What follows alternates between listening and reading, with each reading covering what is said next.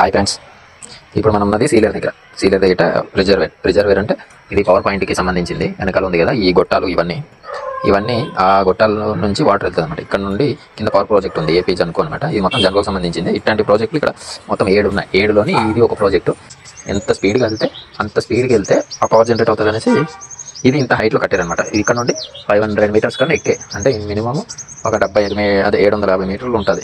750 మీటర్లు అంత పెద్ద పైప్స్ అనమాట. ఇక్కడ నుండి వెళ్ళే స్పీడ్కే అవి ఆ రొటేట్ అవి పవర్ జనరేట్ అవుతుంది అనమాట. పవర్ ఆఫీస్ దగ్గర అక్కడ నుంచి వేరే స్టేషన్ కలగా సప్లై చేస్తారు.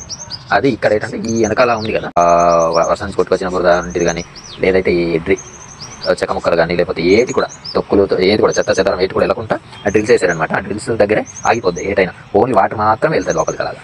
అది ఇవి ఓన్లీ దీనికి రావడానికే ఇవి ఇలా కట్టడం జరిగింది అనమాట. ఇది 1968 జరిగింది. ఇప్పుడైతే ఇట్లాంటివి జరగదు. అది ఎప్పుడో చేశారు కాబట్టి ఇది మనకి ఇప్పటికైనా ఉంది. ఇప్పుడైతే కమిషన్ తీసుకోవడానికి సరిపోతుంది.